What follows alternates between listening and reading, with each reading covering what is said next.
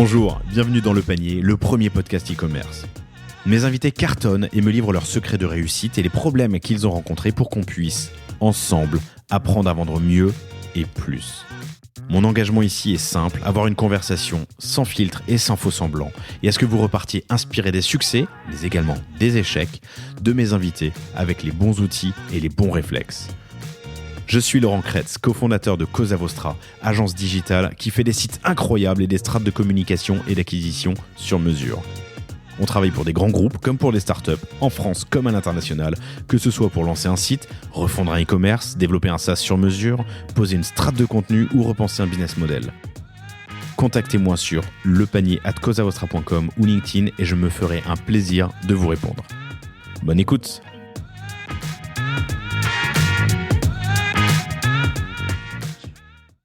Vous êtes sur le point d'écouter un épisode passionnant que j'ai eu la joie d'enregistrer avec David Laurin, le fondateur de Recyclivre, qui collecte, achète et revend des livres d'occasion. Un épisode enregistré en partenariat avec PrestaShop. Recyclivre, c'est aujourd'hui plus de 10 millions d'euros de CA et 1,3 million de livres vendus chaque année, alors que David a commencé dans sa cave avec une mission simple, c'est redonner une nouvelle vie à ces magnifiques livres qui peuplent nos étagères. Il me raconte aussi les valeurs, les piliers de la société, comment il a levé de l'argent pour se sécuriser. Il me raconte sa vision tech, toute basée autour de PrestaShop comme colonne vertébrale de la société. Et il me raconte enfin, il m'explique comment il a libéré la société, comment il a réussi, c'est un sacerdoce pour beaucoup d'entre nous, à prendre le large pendant 1 an et faire un tour du monde en bateau avec sa famille avant de revenir aux commandes. Un épisode passionnant que vous allez, j'en suis certain, adorer. Bonjour à tous, très heureux de vous retrouver aujourd'hui pour ce nouvel épisode du Panier. J'ai l'immense plaisir de recevoir David Laurin, qui est le fondateur et le CEO de Recyclivre et de Superway. Salut David, ça va ? Salut Laurent. Recyclivre, c'est très simple, c'est de la collecte, du rachat et de la revente de livres d'occasion. Tu nous en diras plus dans une seconde. C'est plus une start-up, c'est pas tout jeune. Hein. 14 ans. 14 ans, lancement en 2008. Ouais. Et c'est un épisode qu'on vous propose en partenariat avec PrestaShop, qui est la plateforme sur laquelle, depuis 14 ans, tu fais grandir, croître Recyclivre jusqu'à un CA de 10 millions à peu près. 10 millions aujourd'hui d'euros en croissance régulière. On s'est vu récemment, on s'est vu au PrestaShop Day que j'avais le plaisir d'animer. PrestaShop m'a fait confiance pour faire le programme Les Tables Rondes et leur animation, où on a parlé de développement durable, d'économie et de start-up dans cette économie. Et aujourd'hui, on va creuser sur ton histoire. Tu le définiras, Recyclivre, mieux que moi, mais moi, il y a plein de sujets qui m'intéressent et que j'ai envie de creuser avec toi aujourd'hui. Alors, le premier, c'est la rationalité, la rationnelle économique. Tu es rentable depuis presque le premier jour. Ça fait 14 ans que tu es rentable et ça, c'est quand même une prouesse. J'ai envie de comprendre comment, sur de l'achat, de la collecte de l'achat et de la revente de livres d'occasion, j'ai envie de comprendre un peu les ops, comment ça marche, le stock, la profondeur de gamme qui forcément est limitée. Enfin voilà, tu nous expliqueras comment ça marche. En 14 ans, tu n'as fait aucune dépense marketing et aujourd'hui, sur l'année qui vient de s'écouler, tu fais 2 millions de clients uniques qui pour certains achètent à plusieurs reprises. J'aimerais comprendre comment tu as fait cette belle croissance organique.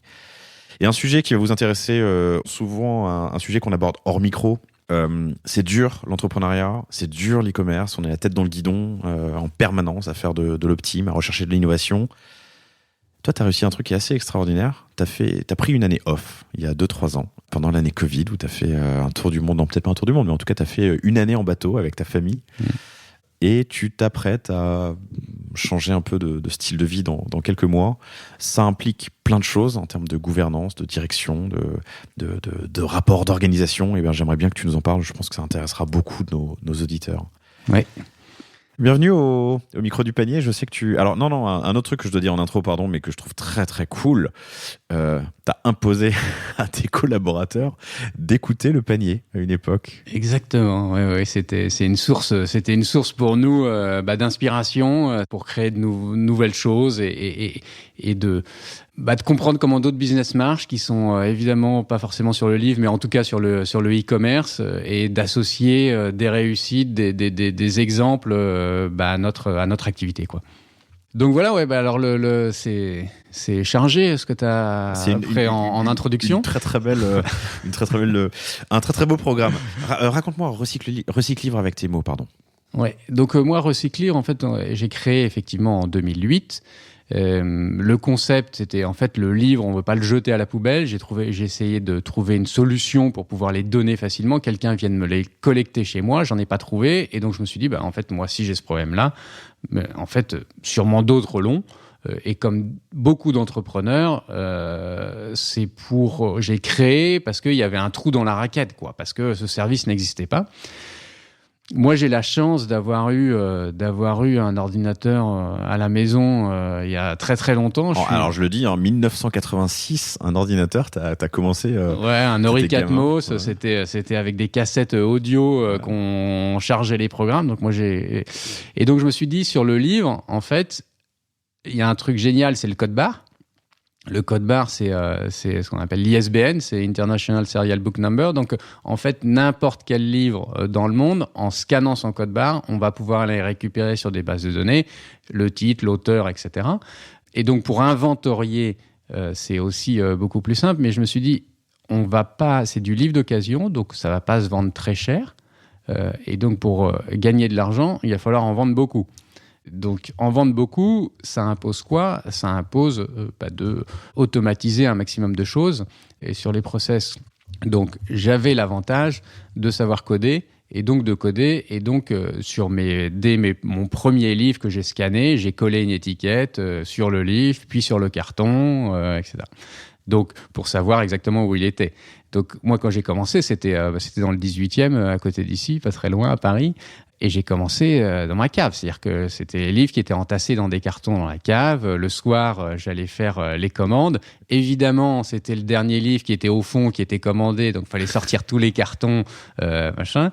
Mais voilà comment j'ai commencé. Avec, alors c'est marrant, hein, un ordinateur en 86. Donc, tu as appris à coder tout seul et tu savais coder. C'est toi-même, tout seul, qui a codé la première version ? Ouais, j'ai codé pendant 5 ans, quoi, tout seul avant de prendre un développeur pour m'aider, ouais. Alors j'ai dit un truc tout à l'heure, mais je l'ai pas vérifié. J'ai dit que ça fait 14 ans que tu es sur PrestaShop, mais tu as tout de suite commencé sur PrestaShop ? Oui, en fait, ce qui s'est passé, c'est ce qu'on a commencé. Donc nous, on vend sur notre propre site recyclelive.com, mais on vend aussi sur les marketplaces. Donc au début, on a vendu pendant plusieurs années, en fait, sur les marketplaces avant d'ouvrir notre propre site de vente. Et quand on a ouvert notre premier site de vente, oui, on était sur PrestaShop. D'accord, ok. Et tu as eu plusieurs vies avant de te lancer là-dedans. Alors, tu creuseras peut-être mieux que moi, mais tu as été trader presque, dealer. Tu dealais des taux d'intérêt à Londres en début de carrière. Ensuite, tu as bossé sur des courses automobiles à Lisbonne. Tu as bossé sur l'America's Cup depuis Valence. Pourquoi un jour, qu'est-ce qui te pousse à... C'est quoi le déclic pour entreprendre ? Alors le déclic en fait pour entreprendre, je pense que je l'avais depuis très longtemps parce que en fait mes parents m'ont rappelé ça un jour, c'est que quand on est à l'école en primaire, on demande qu'est-ce que vous voulez faire plus tard. Et ils m'ont rappelé que moi j'avais dit un jour je veux être patron. Mais patron pour moi en mot d'enfant, c'est entrepreneur. Ce que je veux dire, c'était pas être patron pour avoir des salariés, machin. Et donc ça, j'avais ça depuis très longtemps. Et mon passage en salle de marché, c'était en fait un moyen et pas une fin. C'était un moyen de gagner de l'argent rapidement. Avec la fin, c'était de pouvoir monter une boîte à 30 ans. Je suis resté 2 ans parce que j'ai trouvé ça très vain intellectuellement. Mais au lieu de monter ma boîte à 30 ans, je l'ai montée à 35. Et voilà. Et donc, j'avais toujours ça au fond. Et en même temps, l'entrepreneuriat, c'est aussi, pour moi, on en parlera plus tard, mais un début aussi et une fin, en fait. Et dans tout ce que j'ai fait aussi avant, c'était plutôt de la gestion de projets, sur des projets sur lesquels il y avait un début, une fin. L'America's Cup, c'est le gagnant de l'America's Cup, en fait, il décide de tout ce qu'il fait après. Donc, en fait, c'est des contrats qui s'arrêtent, qui durent 3 ans. Et là aussi, aujourd'hui, sur Recycle-Livre, moi, je suis en train de prendre mon contrat qui va s'arrêter aussi, mais on en parlera plus tard. On en parlera tout à l'heure. Tu as parlé de l'ISBN, c'est un sujet intéressant. J'étais en train de réfléchir en me disant, en fait, tout a un code barre. Et je réalise que non, tout n'a pas de code barre. Il y a les livres, évidemment, la food, Il y a des bases de données centralisées qui recensent un ingrédient, c'est ce sur quoi se base Yuka, entre autres, en code barre. Et je réalise qu'en fait, c'est tout. En termes de, tu vois, partage d'informations sur des produits grande conso, grand public. Alors, il y a CD, DVD, jeux vidéo dans le culturel aussi. Oui, mais je mets ça dans l'ISBN. Ouais. Et c'est ISBN d'ailleurs ? C'est EAN, mais Okay. c'est EAN comme n'importe quel produit. Ouais. Parce que le B de ISBN, c'est Book. Oui, je suis bête. Book, ok. Tu décides de te lancer. C'est quoi la première étape ? Il y a 14 ans, du coup. La première étape, c'est prendre les livres qu'on a dans sa bibliothèque, en fait, et les mettre en vente, comme je le disais, sur Marketplace. Donc, typiquement, on commence sur Amazon. Il y a 14 ans déjà. Il y a 14 ans, okay. Sur Amazon. Et ce que je raconte assez souvent, c'est que le truc assez génial, c'est que, en fait, je mets les livres en vente le vendredi soir, et j'ai une première vente le samedi matin à 3h du matin. Donc ça ne peut pas exister dans le monde physique, et on peut nous faire le reproche de vendre, nous, sur Amazon, qui sommes un vendeur engagé, etc. Et pourquoi est-ce que vous vendez sur Amazon ? Encore une fois, c'est pour moi la fin justifie les moyens. Donc c'est-à-dire que en fait, vendre sur Amazon, ça nous permet de toucher des clients en fait qui sont pas forcément sensibles à l'impact, etc. Et d'essayer de leur montrer qu'il y a d'autres alternatives. J'ai eu, je sais plus s'il l'a raconté hors micro ou au micro, donc je vais peut-être trahir un secret, mais une super discussion avec Lucas Lefebvre, qui est l'un des cofondateurs de La Fourche, épicerie en ligne bio, produits sélectionnés sur le trié sur le volet, sur abonnement. C'est assez intéressant. C'est un super épisode que je vous recommande. Bref, il me disait, tu vois, le curseur que tu dois placer entre ta mission et, disons, le RSE au quotidien. Et il avait une discussion avec l'un de ses collaborateurs sur passer tout le site en sombre, en noir, tu vois, pour économiser de l'énergie. C'était au micro, je te promets. C'était au micro, tu l'as entendu. Bon, voilà, je vous le rappelle. En fait, en faisant ça, tu perds un tiers de ton taux de transfo, et du coup, tu alimentes moins ta boîte, et du coup, tu as moins de potentiel pour réaliser ta mission, qui est de changer le monde. Je pense à ça par rapport à ta distribution, effectivement, sur Amazon. Mais du coup, ça m'amène peut-être sur un sujet qui est intéressant. C'est quoi la philosophie quand tu crées Recyclivre ? Ouais, moi, l'idée, c'était personnellement, j'avais envie un jour de se dire, en fait, si j'ai besoin ou si j'ai envie de me retourner sur ce que j'ai fait dans la vie, moi, personnellement, David Lorrain, c'est de se dire, à un moment dans ma vie, j'ai contribué à ce que le monde soit meilleur au-delà de ma famille, qu'il soit plus large, et grâce à l'activité économique que j'ai générée, qu'il y ait des personnes qui soient aujourd'hui dans la difficulté, qui le soient moins grâce à l'activité économique que j'ai gérée. Donc il y a eu 3 piliers qui étaient la solidarité, le développement durable et la rentabilité. Sur la solidarité, aujourd'hui, on a reversé un peu plus de 3 millions d'euros à des associations. On travaille avec un partenaire logistique depuis 14 ans, qui est le même, qui s'appelle Logins, qui est une entreprise d'insertion et qui a la spécificité d'employer des personnes en situation de handicap. Logins, logistique insertion. Ah. Logins. Ouais.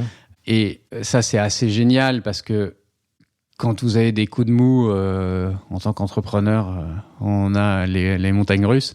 Quand on est en bas, avant de remonter, en fait, on se rappelle des échanges qu'on a eus avec des personnes qui travaillent là-bas. Et typiquement, moi, je me souviens, ça m'a marqué, d'une personne là-bas qui avait une vingtaine d'années, qui avait l'impression que la vie était foutue pour elle, qui avait des galères de vie, etc. Et en fait, lui redonner du travail, lui refaire confiance sur des tâches qui sont très basiques, en fait, au début.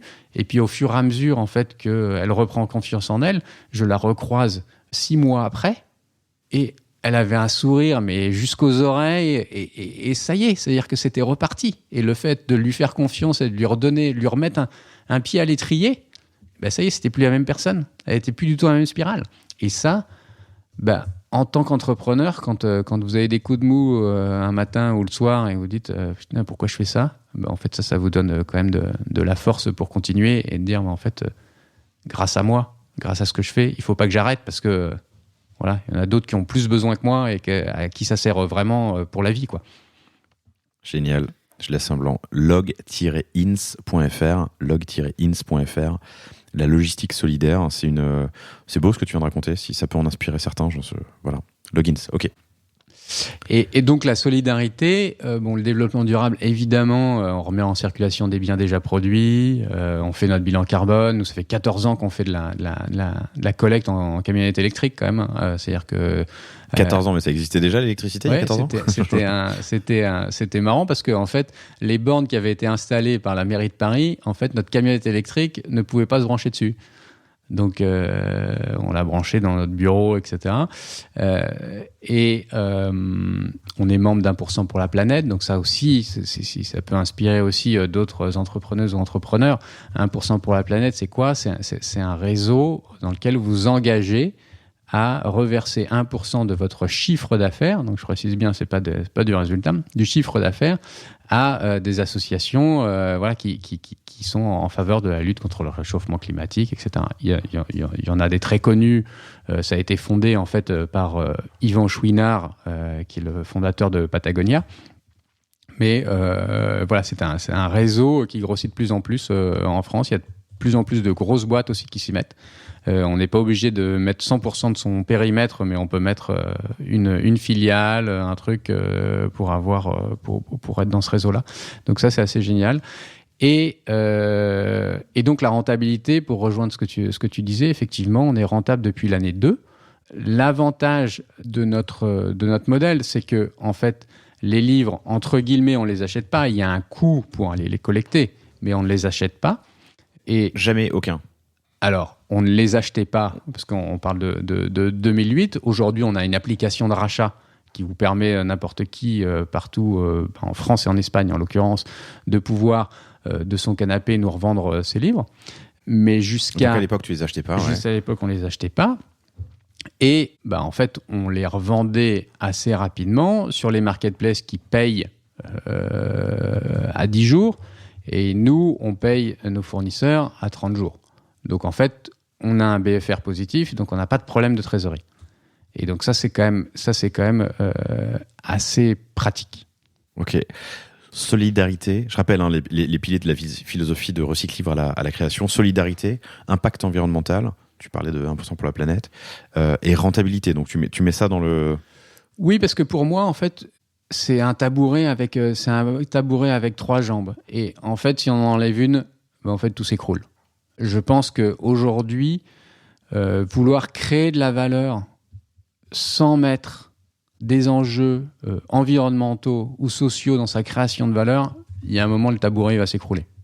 Et inversement, mettre que des enjeux environnementaux ou sociaux et pas avoir de rentabilité, ça ne pourra pas marcher non plus. Donc pour moi, c'est vraiment indissociable et je pense que aujourd'hui, l'histoire nous donne raison, nous, ce qu'on appelle encore aujourd'hui les entrepreneurs sociaux. Mais pour moi, ça serait plutôt l'inverse. Ça serait plutôt de dire, en fait, ceux qui n'ont pas mis ces valeurs au sein de la création de richesse, ce serait plutôt de stigmatiser les autres et dire c'est des entrepreneurs pas sociaux. Oui, je comprends. Et en plus, tu alimentes ce qui te permet de changer le monde et de répondre à ta philosophie et ta mission. Donc, tu commences par vendre tes livres. Un jour, tu les mets sur Amazon. Le lendemain, tu mets le vendredi soir, le samedi matin, tu as fait des ventes. Ensuite, c'est les livres de copains, puis de copains de copains. Et puis, on vend des livres aussi à l'étranger.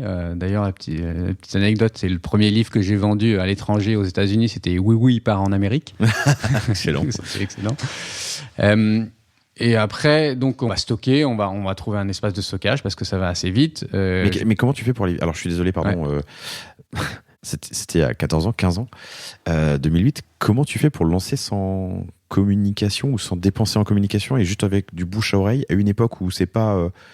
alors ça va, c'est pas non plus la préhistoire, mais c'est peut-être moins facile qu'aujourd'hui. Il y a moins de réseaux sociaux, il y a que Facebook. Ouais, alors c'est moins facile, oui, enfin je sais pas si c'est moins facile ou plus facile, mais en tout cas, en l'occurrence, on créait un service qui n'existait pas et qui répondait à un besoin. On n'était pas en train d'essayer de vendre quelque chose à quelqu'un qui n'en avait pas besoin. On créait un service qui n'était pas couvert. Et les bouquinistes, ça existe depuis toujours. Enfin, tu vois, les bouquinistes, mais acheter du livre d'occasion, c'est pas un usage que tu réinventes. Non, mais sauf que venir le chercher chez toi, en fait, personne ne se déplace chez toi. Toi, tu peux effectivement aller les amener chez Gibert, chez machin, pour aller gagner 3 francs 6 sous. Moi, j'avais pas envie de me taper mes 100 bouquins sur le dos, machin. Et donc, si tu veux, sur Google, donner livre, en fait, le mot-clé, il n'y avait personne. Donc, en fait, nous, on a réussi à se positionner tout de suite en SEO. tête. En SEO. Ok. Sur donner livre. Oui.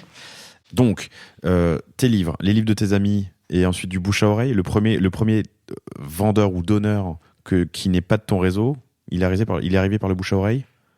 Ouais, on a commencé bouche à oreille, on a commencé à faire des opérations aussi en entreprise qui avaient besoin de faire un peu de RSE, etc. Et donc tout de suite, on touche plusieurs centaines ou milliers de personnes d'un seul coup. Et en fait, ce problème d'avoir des livres et de ne pas savoir quoi en faire et de ne pas vouloir les jeter et les mettre à la poubelle, en fait, quand on réfléchit, on l'a au moment de déménager et puis au moment des décès. Où en fait, il y a plein de livres chez les parents de mamie, et en fait, on n'a pas envie de s'en séparer. On ne peut pas les jeter. Ok. Tu crées un site assez rapidement ou pas? Ouais, il y a eu un site tout de suite. Ouais. Dès le début, site de vente. Site de collecte. De collecte, okay. Principalement. Et à partir de quand tu crées le site de vente? On a dû créer le site de vente 3-4 ans après, je pense. Donc 2012-2013, ça fait une dizaine d'années. Sur PrestaShop, c'est ce que tu me disais tout à l'heure. Donc BFR positif, parce que la collecte te coûte les salaires, par les transporteurs, les salaires, les frais, mais tu le payes à 30 jours. Or, tu vends immédiatement. C'est quoi le délai de vente le délai moyen entre le moment où un livre rentre et le moment où il ressort? Alors ça, c'est un chiffre dont on parle pas, mais parce que c'est vraiment le taux de rotation. Ouais. C'est vraiment ce qui fait que en fait, c'est métier quoi. Enfin c'est d'accord. Voilà, mais c'est important. Mais en gros, l'an dernier, on a vendu 1 300 000 livres et on a un entrepôt d'1 million de livres. Ok, très bien. Un entrepôt d'1 million de livres. Ok. J'ai dit une connerie alors du coup en introduction. J'ai dit 2 millions d'acheteurs uniques. C'est 2 millions. Depuis le début. Depuis le début, depuis le début. Rentable très rapidement. L'année 2. Est-ce que je dis une bêtise? Oui, c'est ça. C'est ça. Hein. Ah, ok. Tu as levé des sous? Alors, on a fait une petite levée 6 mois après avoir commencé en 2009. Auprès d'un petit fonds et j'ai eu l'opportunité de racheter après derrière. Moi, ce que ça m'a permis en fait de faire cette levée, c'est d'embaucher mon premier collaborateur. Et donc, ça m'a libéré aussi pour développer le business.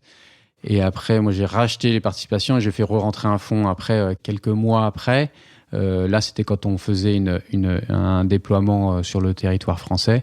Et moi, ce que je dis toujours, c'est que en fait, cet argent qu'on a levé sur la deuxième levée, on n'a pas eu besoin. Mais en fait, si c'était à refaire, je le referais. Parce que en fait, ça te libère tellement, te libère tellement la tête et que en fait, on avait levé pour ouvrir 5 villes en France, ce qu'on a fait. Mais ça te libère tellement l'esprit que il y a pas de doute sur le fait que je le referai. C'est hyper intéressant. Je suis dans un groupe qui s'appelle le Bootstrap Club, un groupe d'entrepreneurs qui ont bootstrappé, dans lequel tu n'aurais pas forcément ta place. C'était quand cette levée? 2014. 2014, ouais, peut-être, je sais pas, faut voir. Mais c'est super intéressant parce que on défend un petit peu cette valeur de rentabilité dès le premier jour, rationalité économique. Enfin, tu vois, ne pas cracher, dépenser, burner sans. Nous, notre croissance, en fait, elle est financée par nos clients. Hein. Donc rien d'autre. C'est parce que toi, les autres achètent des livres. Et qu'on gagne un peu d'argent sur chaque livre, qu'on permet de financer d'autres projets comme Superway, par exemple, une marketplace, quoi. Mais dont on parlera à la fin, une marketplace qui va qui va récompenser les utilisateurs, les clients à consommer mieux. Mais je disais ça parce que cet angle de vue qui est levé pour sécuriser, alors qui n'est pas forcément toujours accepté par les fonds. Les fonds, ils ont envie que tu dépenses leur cash pour accélérer. Mais lever pour sécuriser, ou en tout cas ne pas trop s'en servir parce que tu arrives à financer ta croissance par tes clients et du coup la qualité du service que tu livres, c'est bien. On va faire une accélération rapide jusqu'à aujourd'hui pour parler du marché, mais juste pour comprendre, est-ce qu'il y a eu un moment une accélération forte? Il y en a peut-être eu plusieurs, et j'aimerais savoir à quoi tu pourrais l'attribuer. Ouais, nous, il y a eu plusieurs phases. Celle où on était uniquement à Paris. Et puis après, on s'est déployé. On a ouvert un bureau à Lyon. On a essayé de faire le, entre guillemets, maximum de conneries pendant 2 ans avant de déployer. Et une fois qu'on était à peu près satisfait sur le nombre de bêtises qu'on avait faites, on a ouvert 4 autres villes en 1 an. Donc ça, c'était une première phase pour mailler le territoire national. Après, il y a eu une autre phase où on a ouvert aussi l'Espagne, à Madrid. Et pourquoi ce pays ? Pourquoi ce pays ? Parce que moi, j'y ai habité 3 ans en fait, au moment de la Coupe d'Amérique. Nos concurrents n'y étaient pas. Notre plus gros concurrent n'y était pas encore jusqu'à la semaine dernière à peu près. Donc c'était un marché à prendre. Voilà. Et donc ça, c'est pour la collecte et pour l'expansion. Machin. Et puis après, sur le côté vente, on a eu évidemment un coup d'accélérateur de dingue au moment du Covid.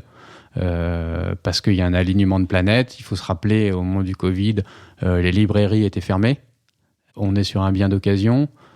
C'était un peu du anti-Amazon, c'était du Amazon bashing. Et sur le e-commerce. Donc on était vraiment... toutes les planètes étaient alignées. Et nous, on a explosé, quoi. On a explosé pendant le Covid, quoi. Alors, teaser, et je te poserai la question du coup dans une demi-heure, mais la plus grosse accélération pendant le Covid, donc 12 ans quand même après la création, et surtout l'année que tu choisis pour aller faire un petit tour en bateau d'1 an. Exactement. On en reparlera. Donc accélération rapide, fast forward à aujourd'hui. J'aimerais comprendre un peu le marché. Le livre se vend encore ou tout le monde consomme sur Kindle ? Est-ce que tu vois des changements d'habitude et d'usage ? Alors sur le livre, pardon, Kindle ou Kobo, en électronique. Sur le livre électronique, en fait, on peut voir ce qui se passe aux États-Unis. Aux États-Unis, ça plafonne. En fait, ça plafonne depuis des années. En France, c'est pareil. Et il se trouve que, en fait, les utilisateurs de livres électroniques sont aussi des gros lecteurs de livres papier. Et nous, à la maison, par exemple, on continue à acheter des livres papier et chacun a une liseuse, les parents comme les enfants. Et donc, nous, c'est pas un enjeu. Je pense que là-dessus, le jour où les enfants apprendront à l'école à lire sur des tablettes ou sur des liseuses, là, oui, 10 ans après, 15 ans après, il faudra peut-être se poser la question.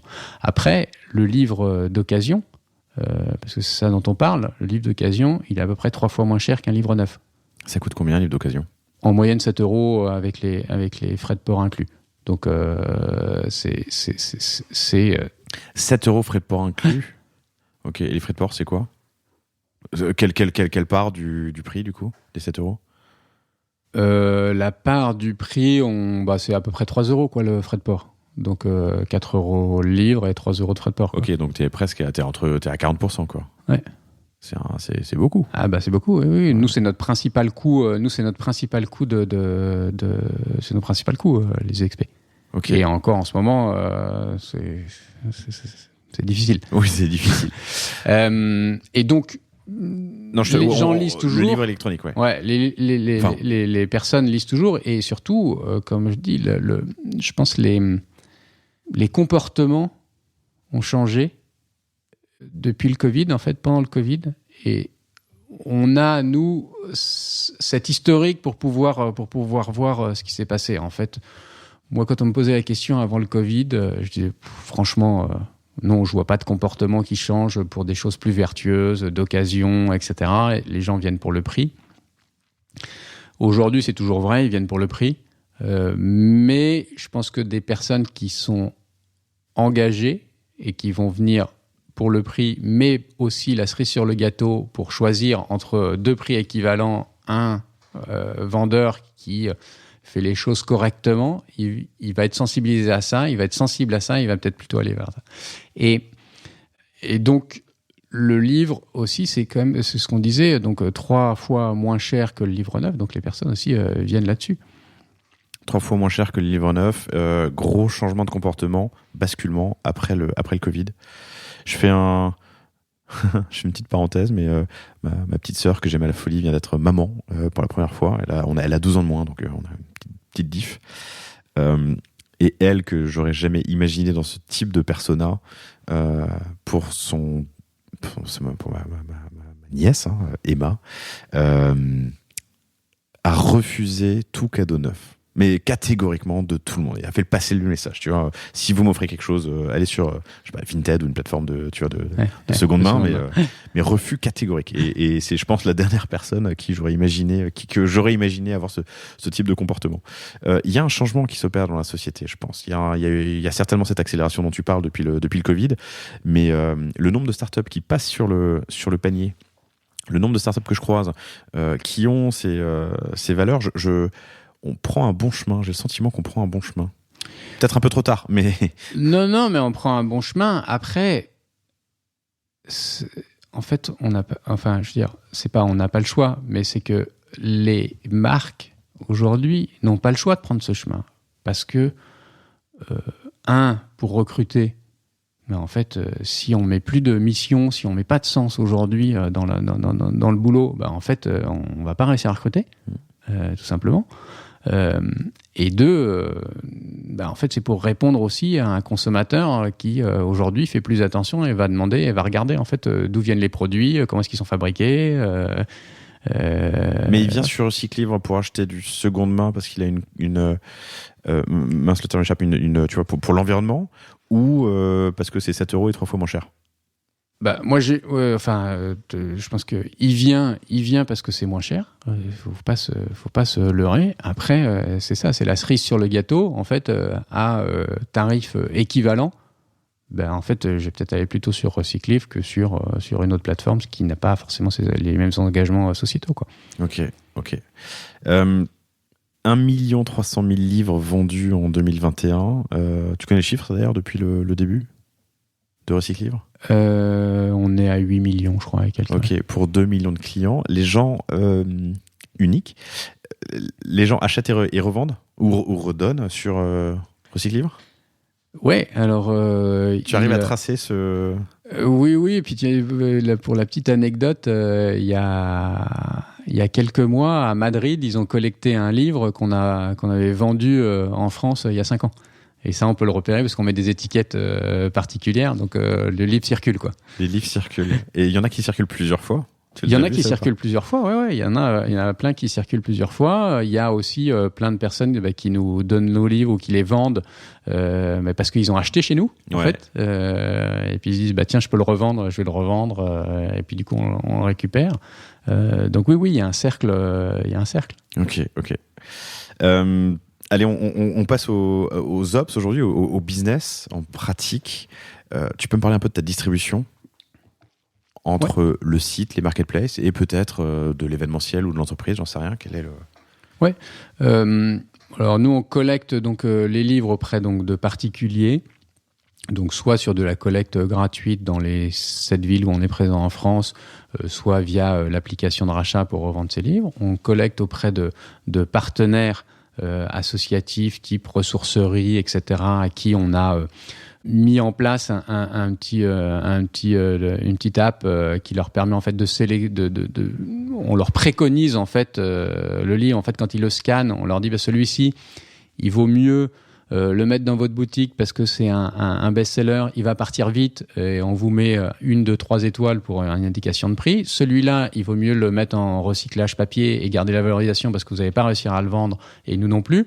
En revanche, celui-ci, il est spécifique et donc il y a peu de chances que vous trouviez votre client sur place. On vous invite à nous le remettre et nous, on vous reverse une commission sur la vente de ce livre-là. Donc ça, on a à peu près 300 partenaires en France et en Espagne. Et ensuite, je te vois qui... Oui, non, tu as écoulé 1 300 000 livres l'année dernière. Ouais. Tu as un stock d'1 million. Quelle est la part de... Ouais, aujourd'hui, c'est à peu près 40% de la collecte gratuite, 20% du rachat et 40% à peu près de partenaires associatifs. 40% quand même, ok. Ah, j'aurais imaginé des chiffres inverses. Non. Ok. Et donc, c'est association, mais c'est aussi bibliothèque, etc. Voilà. Tu m'as dit 40-20, hein.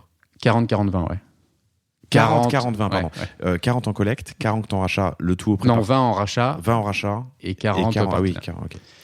Donc ça, c'est la manière dont on les collecte. Une fois qu'ils sont collectés, en fait, ils sont triés, inventoriés. Donc c'est là où on a en fait développé des algos qui, en fait, en scannant le code barre, va non seulement récupérer le titre, l'auteur, etc., mais surtout, en fait, évidemment notre historique de vente. Et aussi, en fait, l'état du marché aujourd'hui, combien est-ce qu'il y a de concurrents, combien est-ce qu'ils en ont, à combien ils le vendent, etc. Mais donc, tu as des algos t'as des crawlers qui vont aller voir ça sur la concurrence ? Oui. Sur la concurrence, en fait, la concurrence, c'est les places de marché, principalement. C'est ça, ouais. Donc, on récupère les prix sur les places de marché et on a l'algo qui, au final, dit oui, je prends ce livre-là ou non.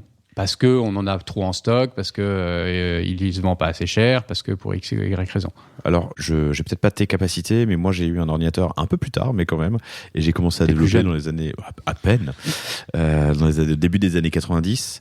Mais j'ai une formation commerciale, mais j'ai toujours été by curious. J'aime bien le business, mais j'aime bien la tech. Et donc, j'ai codé des choses. J'étais en train de me dire que l'ISBN.dev, qui doit faire ce genre de petits outils, c'est quand même ultra pratique. Hein. L'ISBN, c'est la référence unique qui te permet, et d'avoir une clé unique qui te permet d'aller chercher à différents endroits. En fait, tu peux le retrouver très facilement. Un livre et donc son prix et donc plein de choses, quoi. Oui, souvent même, si tu veux, l'ISBN est mis en paramètre de l'URL, quoi. Donc, encore plus simple. Ok. On n'en dit pas plus ? Je te vois sourire. C'est pas très compliqué. Donc ça, on a mis premiers algos, c'est pour en fait définir est-ce que ce livre on le prend ou on le prend pas. Et puis après, une fois qu'on l'a, donc on l'envoie chez notre partenaire logistique, encore une fois qui est une entreprise d'insertion et adaptée, qui vont le mettre en rayon. À un seul endroit ? Alors en France, oui, qu'un seul endroit. Okay. En Espagne, on en a un autre. Mais du coup, j'ouvre une petite parenthèse, mais quel était pourquoi avoir ouvert 5 villes c'est pour la collecte. Ouais, c'est pour la collecte. C'est pour la collecte et notamment les partenaires en fait sur le territoire. D'accord. Et donc il y a un moment où ces livres passent de ces 5 villes à l'entrepôt de logins. Ok. Exactement. Donc ils vont les stocker. Ouais. Et puis une fois que nous, en fait, on a l'info comme quoi ils sont en étagère adressée, on va les mettre en vente. Donc en fait, on a un séquençage, évidemment. On les met d'abord sur notre boutique à nous, avant de les mettre sur les marketplaces. Et même sur les marketplaces, on a un séquençage dans les marketplaces et on a un séquençage en fonction du taux de rotation du livre qu'on peut espérer, en fonction du prix, etc., pour évidemment essayer de les vendre en priorité chez nous avant de les mettre sur les autres marketplaces. Et là, c'est là où intervient notre deuxième algorithme, c'est sur la vente, et c'est aller se repricer de manière dynamique en fonction de la concurrence qui fait la même chose sur les marketplaces. La marketplace sur Amazon, t'es sous quel contrat ? C'est toi qui envoies ? C'est Amazon qui envoie ? Tu leur donnes le stock ? Non, c'est nous. C'est toi, ça part depuis ton stock. Ouais. Et du coup, dans ces 30%, t'as ce coût d'envoi. Oui, ok, ça part de chez toi. Donc, très bien. Et du coup, sur le ratio, tu me disais que tu étais à combien sur les marketplaces ? Alors, on est à 70% en gros marketplace et 30% chez nous. Ouais. Et tout ce circuit, depuis la collecte jusqu'à la mise en vente, sans parler de taux de rotation, ça, tu peux me le donner ? Un ordre de grandeur entre le moment où tu collectes un bouquin et le délai ? Le délai. Le délai, ça peut être très rapide, ça peut être une semaine, quoi. Ok. Entre la collecte et la mise en rayon chez vous, puisque c'est chez vous que ça commence. En fait, nous, tout le truc, c'est que aussi tous nos livres, en fait, ils sont tracés. Ouais. Donc, en fait, tous ces chiffres, et c'est mon appétence, évidemment, aussi pour la tech, qui a fait que dès le début, en fait, on a tracé tout. Aujourd'hui, les barrières un petit peu à l'entrée, si tu veux, sur notre secteur du livre d'occasion, c'est la trésor, parce qu'aujourd'hui, en fait, on est obligé d'acheter les livres. Aujourd'hui, on peut plus se lancer en faisant de collecte gratuite, parce que on est là, et 2, aujourd'hui, les consommateurs aussi ont changé, etc. Donc, il faut de la trésor pour les acheter. Et 2, c'est la data qu'on a pour pouvoir pricer bien nos bouquins et savoir ce qu'on doit prendre et ce qu'on peut prendre. Et aussi, si tu veux, on trace tout pour nos partenaires dont on parlait tout à l'heure, à qui on reverse une commission sur la vente.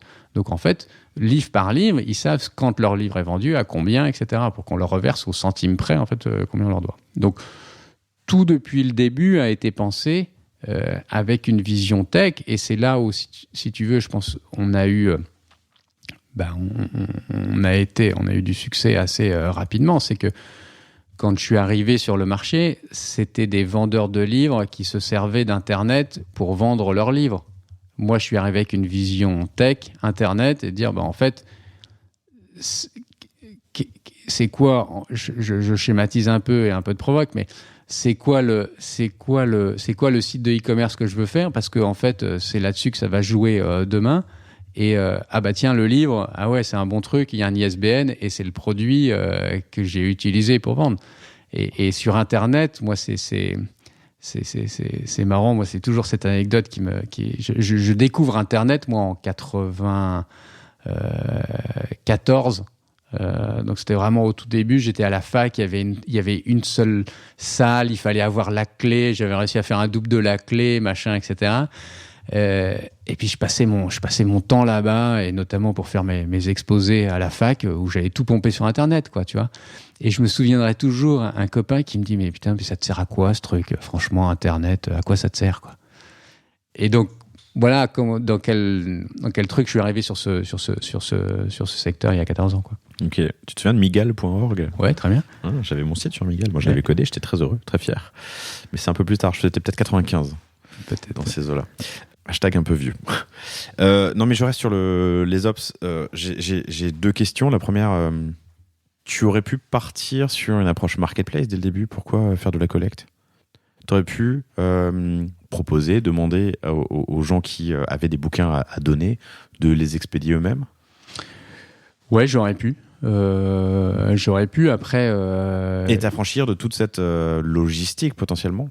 Ouais, mais en même temps, si tu veux, mon truc, c'était de se dire, en fait, il y a un besoin qui n'est pas couvert, en fait, aujourd'hui. Il y a un problème. C'est-à-dire qu'aujourd'hui, tous ces livres qui sont mis à la poubelle, incinérés, enfouis, etc., c'est quand même dommage, ça a de la valeur, et avec ce qu'on va créer, on va pouvoir, encore une fois, tu vois, ce qu'on disait, c'est, quand j'ai monté Recyclif, j'avais envie, un jour, de pouvoir me retourner aussi, de me dire, qu'est-ce que j'ai fait? Est-ce que j'ai fait quelque chose de bien? Monter une marketplace, bon, ok, il y en avait déjà d'autres qui étaient créés, notamment Amazon, donc bon.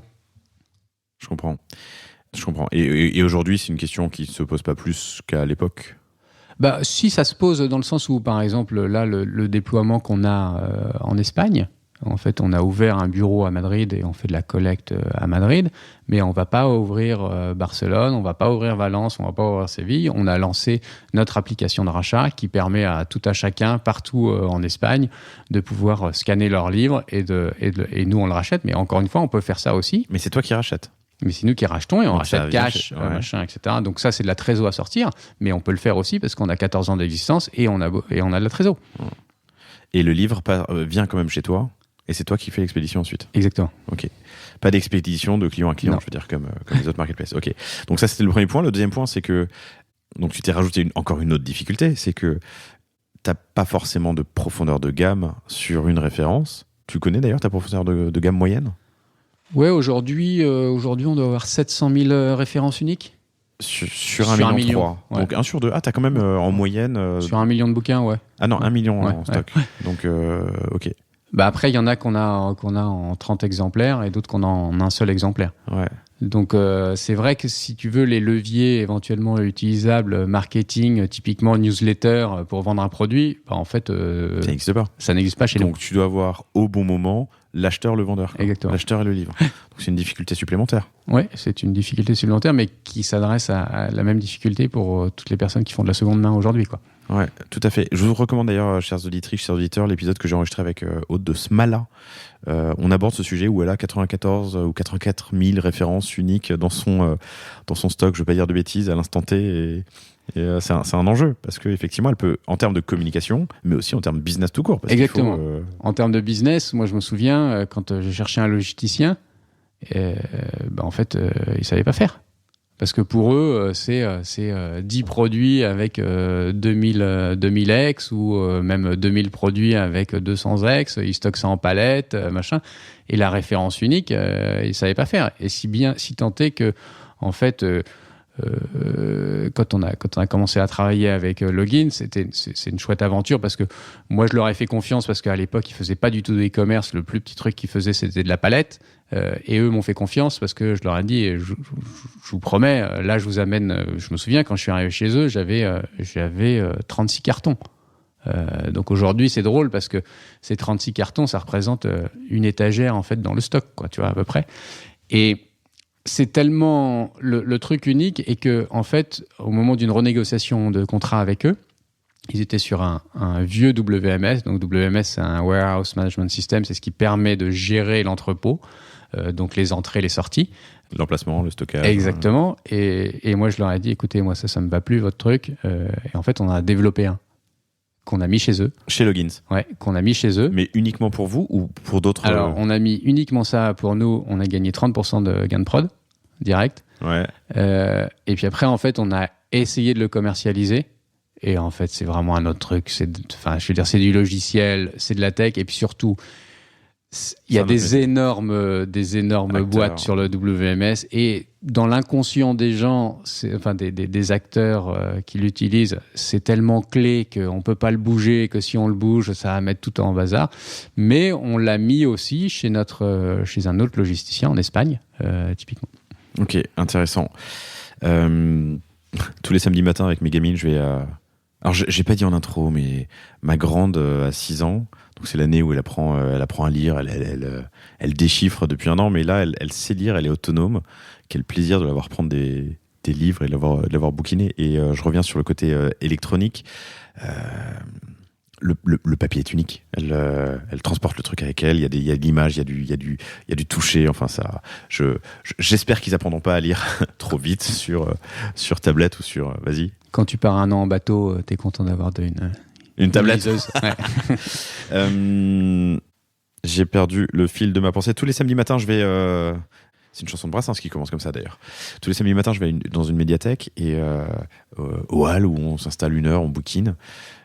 1 fois sur 2, 1 fois sur 3. Allez, je suis méchant, 1 fois sur 4. Le livre est pas au bon endroit parce qu'il est classé sur le prénom et pas le nom, ou le titre et pas le. Enfin bref. C'est un enjeu. 1 million de bouquins, 70%, c'est ça, 700 000 références uniques. Parce que ton logiciel, il permet j'imagine, de gérer ton logiciel de Warehouse Management System. Il faut quand même, à un moment, quand le carton arrive, aller le poser au bon endroit, l'entrer dans le système. Enfin, c'est un enjeu logistique. Ouais, c'est un enjeu logistique. Et puis après, mais l'erreur est humaine. Donc oui, il y a des erreurs. Après, l'avantage, c'est que si on a de la profondeur de stock, en fait, on peut le remplacer par un autre du même état. Après, on avait travaillé, nous, sur un projet de robotisation pour aller prendre en photo en fait les étagères et aller remarquer les anomalies en fait. Intéressant, avec la reconnaissance d'image, c'est vrai que tu aurais pu remarquer si la tranche du livre parce est qu'en bien... fait sur la tranche du livre, nous on a notre code barre en fait, donc on sait, on sur l'étagère on a l'adressage et sur le livre on a le code barre. Donc en fait, on arrivait à voir en fait où il y avait des anomalies. Si le bon livre était au bon endroit. Mais ça veut dire que dans ta mise en stock, tu as ce process de imprimer, coller ce code barre sur chaque tranche de livre avant de le mettre sur son étagère, quoi. Exactement. Après, c'est des choses sur lesquelles on est en train de réfléchir, d'abandonner justement pour trouver. Voilà, on se creuse un peu la tête. Potentiellement. Alors je connais pas assez. Faudrait que je regarde ma bibliothèque, mais sur toute tranche de livre, t'as un auteur et un titre, non? Ouais, mais c'est pas comme ça qu'on... Et avec la reconnaissance d'image, pour aller au bout, mais c'est pas comme ça. Okay. Non, autant les couvertures, si tu veux, elles sont accessibles. Ouais. Autant les tranches, en fait, elles sont pas inventoriées. Okay. Et c'est pas parce que t'as ta couverture rouge que ta tranche, elle sera pas blanche. Ouais, ok. Et puis après, sur le nom, enfin, c'est pas comme ça. Ok. C'est comment? C'est avec le code barre, c'est avec l'ISBN simplement, et de se dire en fait il faut pas mettre 2 mêmes références sur un même. Le deuxième enjeu de ces références uniques, tu l'as dit, c'est que tu peux pas faire du marketing produit sur un produit, mais en même temps du marketing, du payant en tout cas, t'en as jamais fait. Non, on n'a jamais fait jusqu'au mois de octobre de cette année là où on teste des choses. Là 2022. Ouais, 2022. Okay. Donc ça a été que de l'organique jusqu'à aujourd'hui. Et là, on teste effectivement des trucs. Et tu testes quoi ? Bon, on teste ce qu'on teste au début, du retargeting, voilà, assez classique sur du SEA chez Google. Ok. Et les principaux leviers que tu as pu utiliser jusqu'à présent, du coup, en organique ? Donc le SEO, tu m'en as parlé dès le début, parce que personne n'avait donné livre, par exemple. Mais donc le SEO, qu'est-ce que tu as fait d'autre ? Ben après, tout simplement, c'est que en fait, nous, on envoie des livres, en fait. Donc, on envoie plus d'1 million de commandes par an. Donc, en fait, dans ces livres, dans ces commandes, on met des marque-pages, typiquement, qui expliquent en fait ce qu'on fait Recyclivre. On parle de l'application de rachat. Sur nos emballages qu'on a fait développer avec une boîte qui fait les trucs correctement, machin, on a fait un emballage spécifique. En fait, dessus, on explique nos missions, etc. Donc, en fait, c'est des clients qui ne nous connaissent pas forcément parce que ils ont acheté sur une marketplace et ils reçoivent un packaging recyclé sur lequel on parle de nos missions, machin, etc. Donc c'est comme ça aussi qu'on essaye de faire transiter des clients qui nous connaissent via la marketplace via chez nous. Ce qui n'est pas forcément ce que les marketplaces préfèrent, non. Mais pas de problème. Jusqu'à aujourd'hui. Ouais. Jusqu'à aujourd'hui, non, très bien, tant mieux. Cool. Sur la partie tech, donc 2012-2013, 5 ans après la création, tu lances la vente en ligne, il y a 10 ans, sur PrestaShop, et tu es toujours aujourd'hui sur PrestaShop. Est-ce que tu peux me parler de ta stack technique ? Donc tu as le WMS côté Logins, qui est un développement sur mesure. Oui, tout à fait. Notre ERP aussi, qui est un développement sur mesure. En fait, nous, on est des fervents défenseurs de l'open source, et c'est sur la thématique de la liberté, évidemment, et de ne pas être dépendant en fait, de solutions techniques qui, pour X ou Y raison, vont augmenter leur prix demain, vont s'arrêter, etc. Et donc nous, ça, c'est vraiment un truc. Donc on est full open source sur de l'Apache, du PHP, MySQL, et on a nos propres. Enfin, on n'a pas nos serveurs qu'on loue évidemment chez OVH, mais c'est du dédié. Voilà. Alors full open source, mais tu as quand même développé en propre sur le WMS. Je peux comprendre. C'est un business qui est assez particulier, celui de Recyclivre. Sur le RP, pourquoi être parti sur un développement spécifique ? Parce que en fait, c'est vraiment un truc. Ouais, c'est un truc sur lequel on a. Enfin, typiquement, si tu veux, c'est par exemple sur les ventes. En gros, on vend sur différentes marketplaces en France, à l'étranger, sur notre site. Il faut que notre stock il soit tout le temps à jour sur la marketplace. Donc en fait, c'est un grand entonnoir dans lequel tout se déverse. Et puis derrière, on renvoie évidemment l'information au marketplace. Si c'est vendu sur Amazon, il faut aller le supprimer de Rakuten, de Fnac, de AB Books, etc. Donc c'est vraiment un truc vraiment spécifique. Et puis dedans, on a rajouté plein de choses sur de la compta, sur des trucs comme ça, quoi. C'est vrai que ta gestion de flux doit être complexe. Hein. Et surtout que tu n'as pas vraiment le droit à l'erreur. Tu as une référence. Enfin, tu vois, quand il y en a plus 20 en stock, mais 19, l'erreur n'est pas bien grave. Le délai de 24 heures n'est pas bien grave de mise à jour. Quand on n'a qu'un seul, ça peut être hyper déceptif. Ouais. On en a tous les jours. Tous les jours, on est obligé d'annuler des commandes parce qu'en fait, ils sont commandés en même temps, quoi, tout simplement. Okay. Ou à 20 minutes d'écart. Ou en tout cas, avant qu'il y ait une mise à jour de... Ouais. Ok. Et du coup, ça, tu le gères depuis ton ERP que tu as développé en interne. J'imagine que tout, du coup, communique avec le PrestaShop. Ouais. Vous avez fait une refonte. Alors, transparence radicale, chers auditrices, chers auditeurs. Vous nous avez interrogés, nous, Cosa Vostra, et vous ne nous avez pas choisi. Enfin, on n'est pas allé plus loin, en tout cas. Très mauvais choix. Mais vous avez fait une belle refonte. Donc, je vous invite, chers auditrices, chers auditeurs, à aller voir le site recyclivre.com. Si vous ne l'avez pas déjà vu, évidemment, commandez pour avoir l'expérience. Lors de cette refonte, vous auriez pu partir sur une autre plateforme. Pourquoi être... Pour nous, PrestaShop, comme tu le disais, c'est depuis le début. Typiquement, il y a ce côté open source, évidemment, de côté de modules aussi qui sont facilement intégrables et qui pour des marchands comme nous, avec le chiffre d'affaires que l'on fait, et sont très abordables, les modules. Après, ce qui est sûr, c'est qu'on l'a tweaké, notamment sur la recherche, parce que évidemment, quand un PrestaShop, si on a 1 million de refs dans PrestaShop, il a un petit peu de mal, mais sur le moteur de recherche. En tout cas, on l'a peut-être pas bien configuré comme il fallait. Ouais, tous les outils, quand tu as 1 million de refs, peuvent peiner un peu. Mais même les outils qu'on développe en propre. Voilà. Donc clairement, on l'a un peu modifié, mais sinon, ça répondait complètement à nos besoins, quoi. Ok, très bien. Et comment s'est passée cette refonte ? Comme toutes les refontes, on a l'impression que ça va être fait demain, et puis en fait, c'est pas demain, c'est pas après-demain, et puis c'est après-demain. Ça a été assez rapide quand même, non ? Ça a pris combien de temps ? Oui, ça a pris pas loin d'une petite année quand même. Ok. Ouais, c'est pas non plus... C'est pas non plus fou. J'imagine qu'en plus, il y a énormément de custom. Tu l'as dit, vous avez beaucoup tweaké le sujet, le back-end. Une année, c'est... Et puis pour faire sur un CA à 10 millions, ça me semble pas non plus la fin du monde. Si vous aviez choisi Codastra, on aurait fait beaucoup mieux, mais évidemment... Mais tu sais, comme tout entrepreneur, on veut que les choses aillent plus vite que la musique, évidemment. Et en plus, il y a une app de rachat qui, elle, est disponible sur les stores, évidemment. Elle est développée en natif ou en... Elle est en natif, ouais. Elle est en natif sur Android et sur iOS et communique du coup avec le RP, le PrestaShop et le WMS. La recherche est immédiate. Est-ce qu'il vaut mieux vendre, donner, broyer ou vous l'envoyer ? Alors, en fait, quand on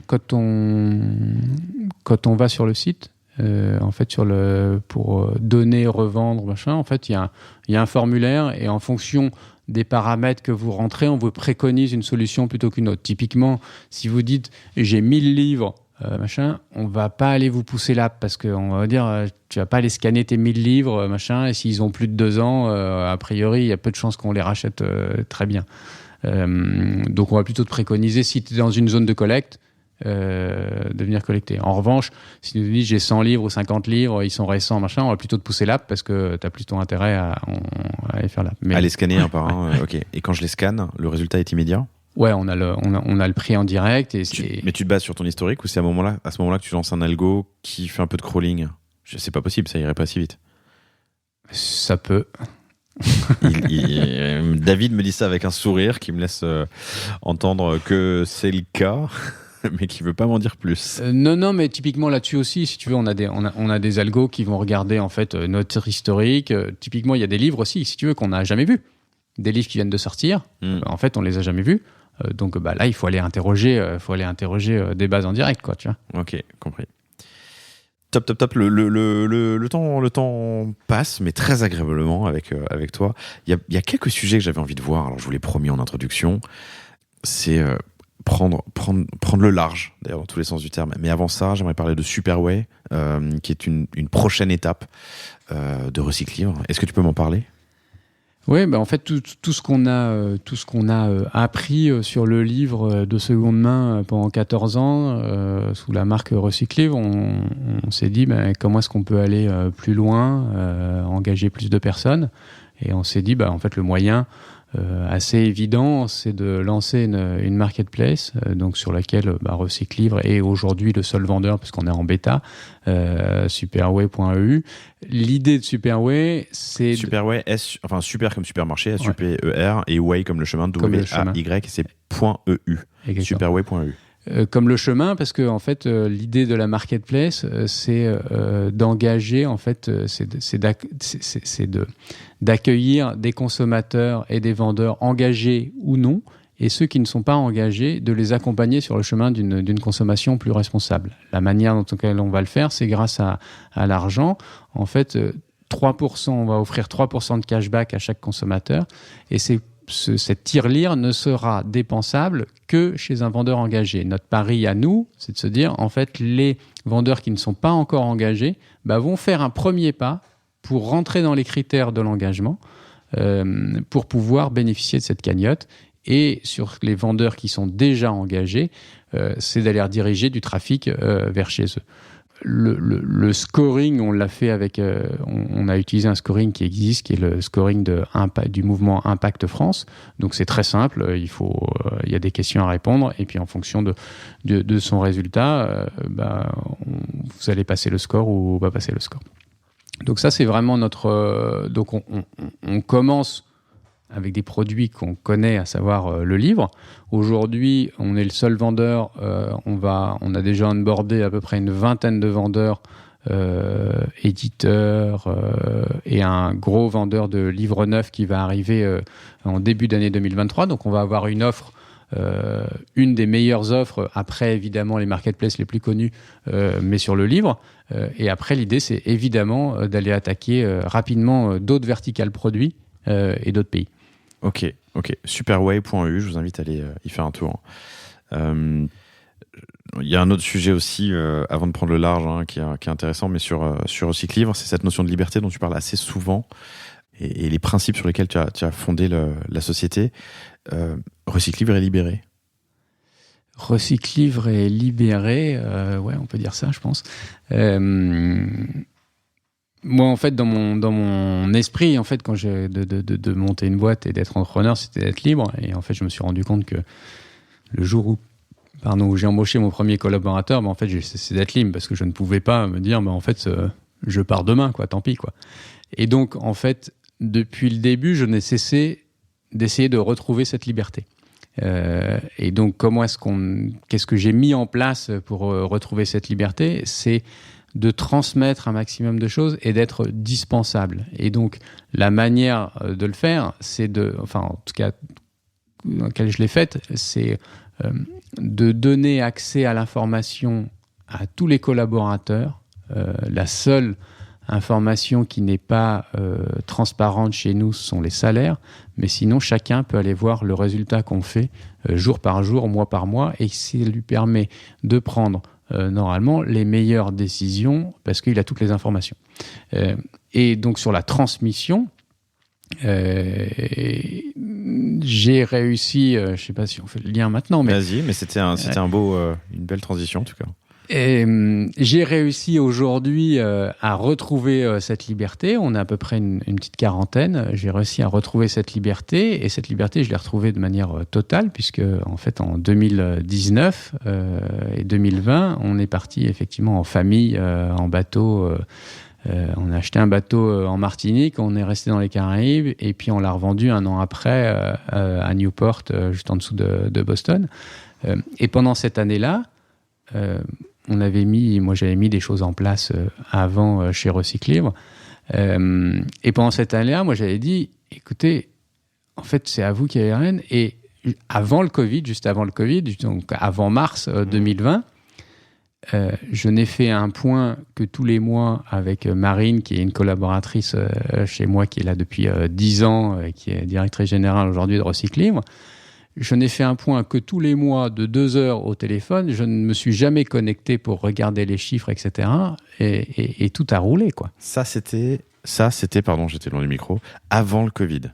Ça, c'était septembre. On est parti en juillet 2019, ouais. Ouais, et t'es revenu quand ? Juillet 2020. Donc, t'as laissé le Covid passer. T'es pas rentré en urgence pour... Ok. Après le Covid, tu faisais des points plus réguliers ? Donc tu m'as dit avant le Covid, le Covid, c'était assez folklorique, parce que au moment où se déclenche le Covid, nous on est à Cuba. Comme vous l'imaginez, on n'a pas de la 4G, et donc les informations, on les a de manière assez parcellaire. Et je me souviens, et donc la manière d'avoir Internet à Cuba, c'est d'acheter des cartes prépayées et d'être dans des squares, en fait. C'est là où on peut se connecter. Et des squares, des parcs. Des parcs, ouais. Et je me souviens d'un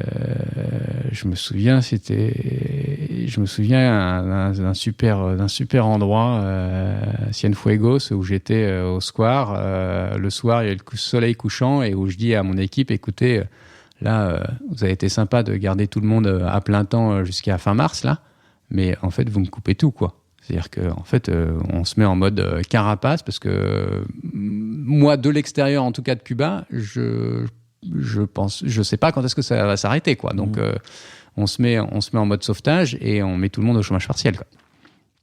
Et après, J'ai repris de manière un petit peu plus régulière. En plus, on arrivait aux États-Unis, donc il y avait plus de connexions pour essayer de les guider un peu, parce que c'est vrai que c'était chaud, quoi. Ok.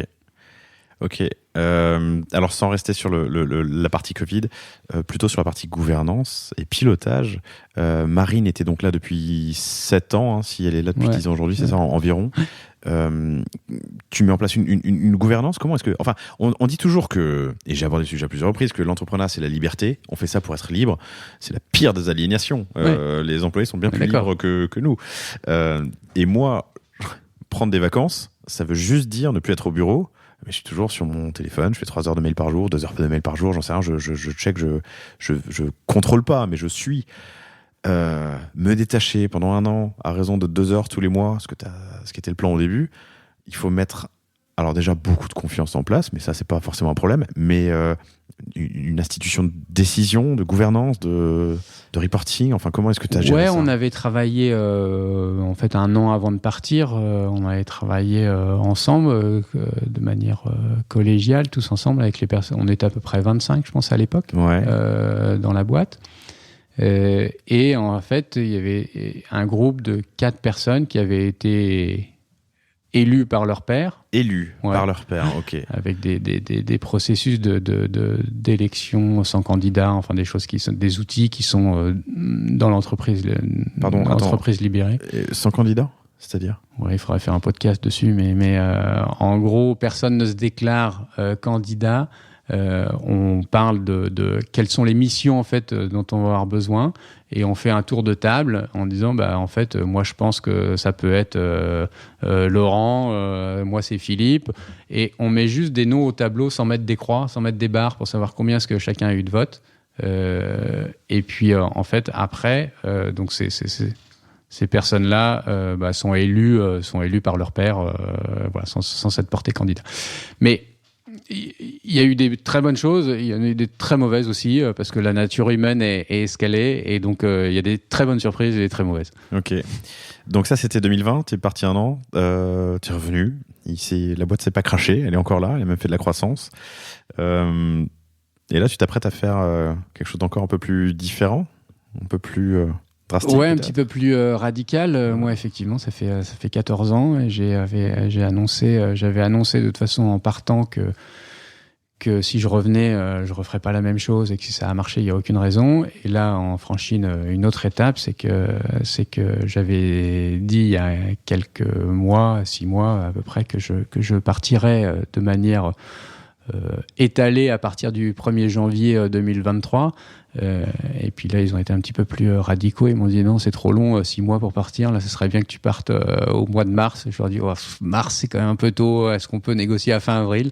Et donc fin avril 2023, je quitte complètement Recyclivre de manière complètement opérationnelle. Je ne vais plus au bureau pour aller me consacrer à d'autres choses. D'accord. Et tu laisses les rênes du coup à Marine et Sylvain, une super équipe, hyper complémentaire, en qui hyper confiance. Et c'est eux qui m'ont dit, écoute, ça serait bien que tu partes plus tôt, quoi, parce que nous, c'est difficile en interne, notre légitimité. Ils ont stressé un peu. C'était tendu la période de ton retour de bateau ? Pas du tout. Tu avais donc dit, je le redis pour être sûr d'avoir bien compris, on met en place un organe ou un processus de pilotage de la boîte. Je pars, quand je reviendrai, je reprends pas mon rôle d'avant. On continue comme. Alors, quand je te dis pas du tout, en fait, pas du tout sur ceux qui étaient dans le mood et ceux qui étaient là, machin. Après, il y en a qui sont partis avant que je revienne, parce qu'en fait, ils se sont dit ah merde, finalement, il va quand même revenir. Donc voilà. Et donc c'était aussi une étape, ça, un petit virage, quoi.